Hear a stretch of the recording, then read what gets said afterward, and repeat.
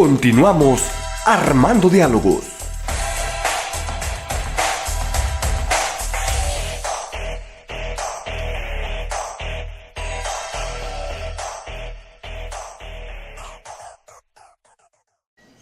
Fíjate, Tocayo, al final del segmento último que tuvimos, Sí. estamos hablando, yo decía, por ejemplo, fíjate, hay un estudioso sobre la Ilíada y la Odisea que lo ve como en retrospectiva y dice, cuando tú lees la Ilíada, lees toda la historia de Europa. Como diciendo, Europa toda su vida ha estado peleando. Por eso queda entredicho que sí son muy civilizados los europeos, ¿eh?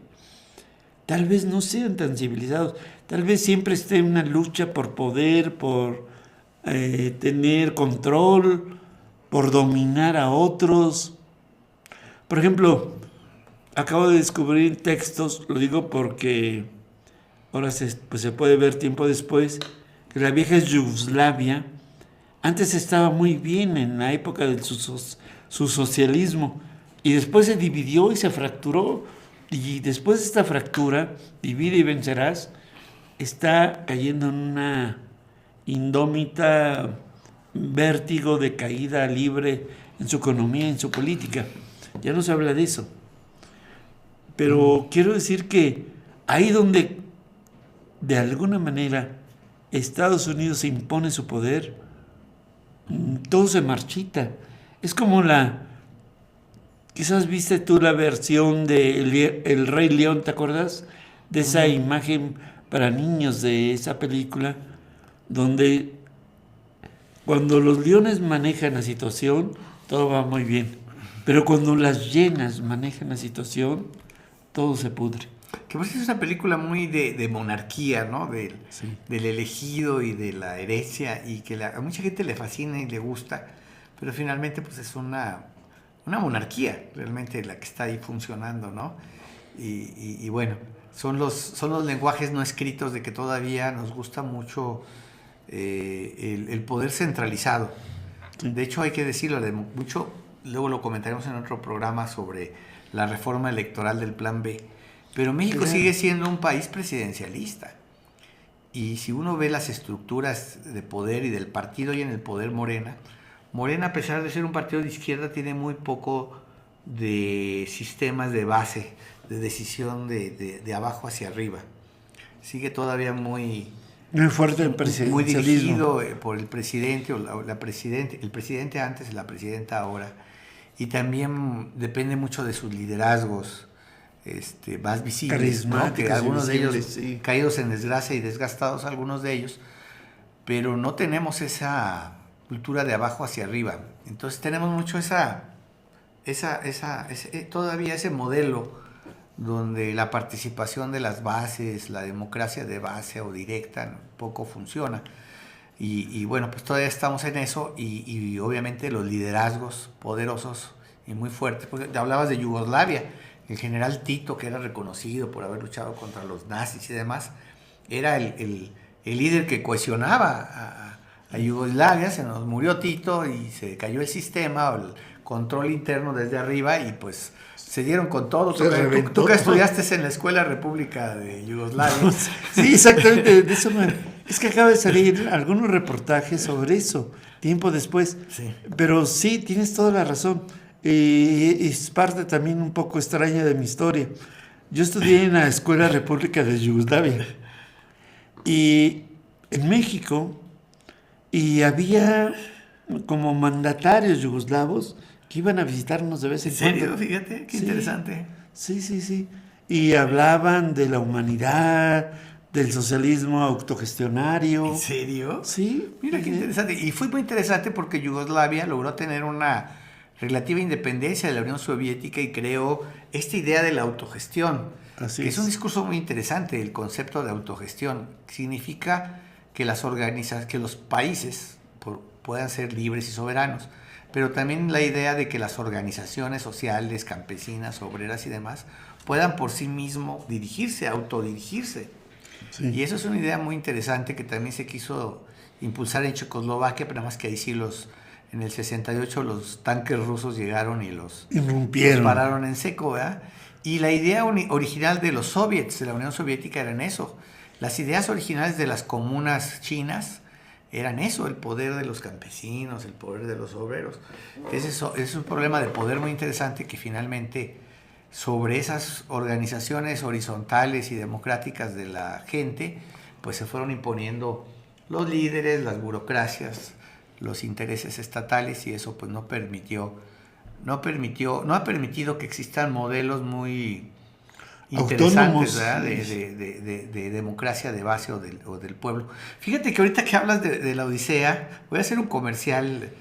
Christopher Nolan ya va a poder pasar en los cines próximamente la Odisea, su versión de la Odisea, que ya le han criticado porque hizo algunas libertades ahí en base a la obra original. Pero va a ser muy interesante ver esta obra Para de julio de Christopher se presenta, Nolan, ¿no? porque Christopher Nolan nos sorprendió y ganó Óscares, y el Óscar a la mejor película, si no me falla, con Oppenheimer.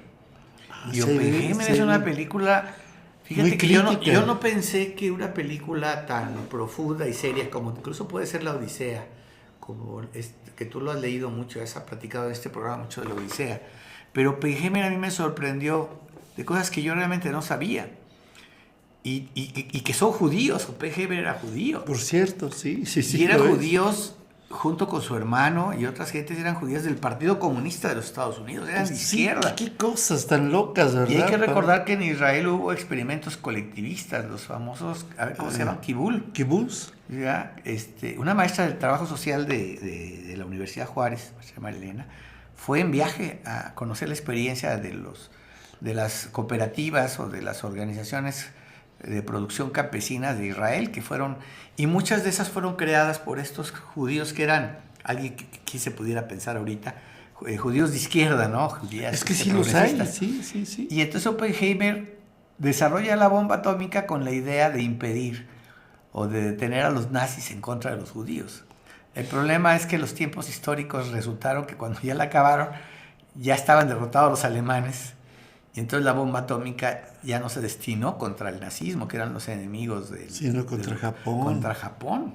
De hecho, hay esa parte muy buena, esa parte de la película, los que no la han visto, vean, donde va con el presidente de Estados Unidos a decirle, oiga, wow, yo hice la bomba atómica, pero no para... Sí, para él esto, como que se arrepiente de alguna manera. Después fue un luchador antinuclear, ¿no? De la guerra nuclear, que ya Einstein se lo había dicho de alguna manera. Le había advertido, ¿no? Ten cuidado. Es una película muy interesante. Ahora Christopher Nolan nos va a regalar La Odisea, que había que verla, tocayo, porque es una historia como muy, ¿qué digamos? Paradigmática, muy de enseñanza. Es un paradigma.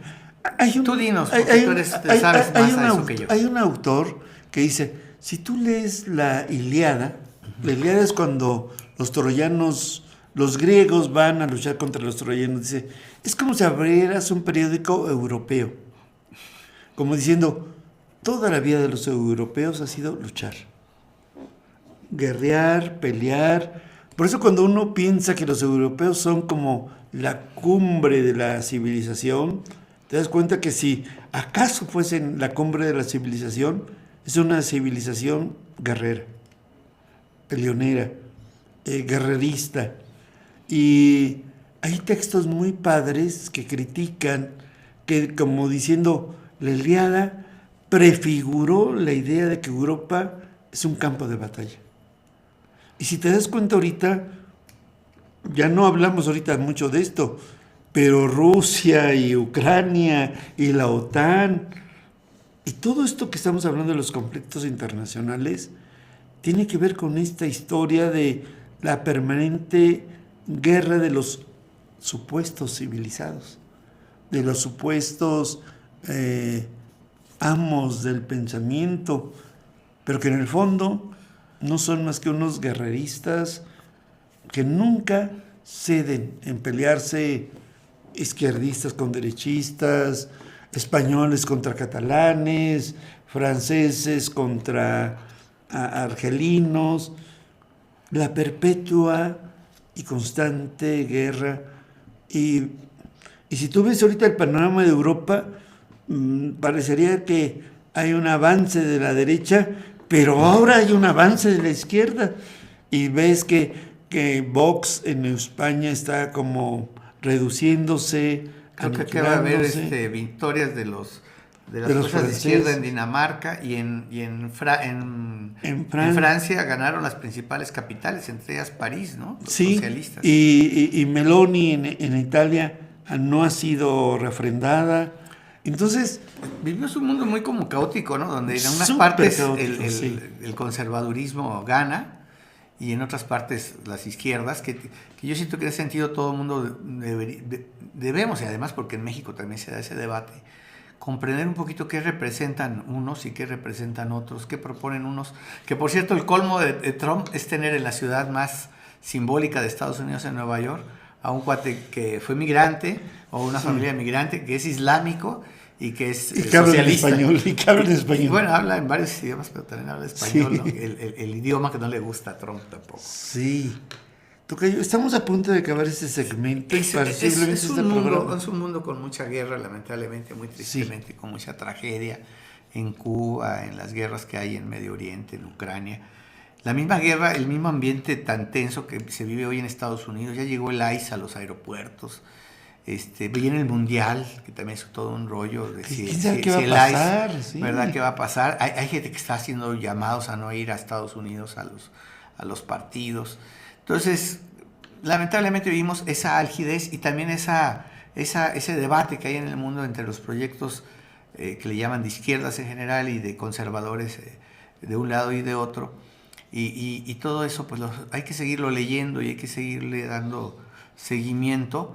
Y también hay que decirlo que en el fondo todos, aunque sean unos de izquierda o derecha, también el problema de fondo es la ética, es decir, que haya honestidad, que no haya corrupción, que las cosas se digan con transparencia y con verdad, porque luego también de un lado y de otros a veces no se respeta la ética, ¿no? Que es algo que también es piso en la humanidad, ¿no? Para construir humanidad, que haya ética. Pero ya sabemos que una guerra, como estamos ahorita viviendo, la primera víctima de la guerra es la verdad. Es la verdad y los valores, sí. Sí. Y cómo los medios que se utilizan en las guerras a veces pues no van acorde con los fines, ¿verdad? Con los que se está luchando. Tocayo, pues así Vámonos estamos. a despedirnos. Esperemos que no nos vaya a caer por aquí una bomba. Porque todo o puede una bomba pasar, yucateca. Sí. Es que hay una bomba Todavía no yucateca. sabemos, pero bueno. Bueno, agradecemos su atención a mi tocayo Armando Mesa, a Orestes en los controles y en la grabación y en la edición. Una edición muy bonita que nos hace Orestes. Agradecer a nuestros anfitriones en España TV, donde salimos los miércoles a las 9 de la noche. Y salimos otros días. Muchos otros repeticiones. Y también estamos en YouTube ya, como canal Armando Diálogos, y a veces aparecemos en las redes. Y bueno, pues esperemos que nos vaya bien dentro de todo este caos, que sepamos construir cultura de paz, no solamente, y siendo yo muy respetuoso de este comentario, a través de nuestras plegarias, nuestros rezos, de acuerdo a la creencia que tengamos, sino también con el actuar diario, actuar de manera correcta, adecuada, resolver las cosas de manera con acuerdos y pacíficamente. Tú que eres un promotor de la cultura de la paz, Sí. lo sabes muy bien, y en este programa tratamos de construir ¿qué? Pues, Comunidad y paz, ahora últimamente Así podríamos es. decir también. muy bien, gracias por su atención. Muchas gracias por tu atención. Te invitamos a que nos sigas en nuestra próxima emisión.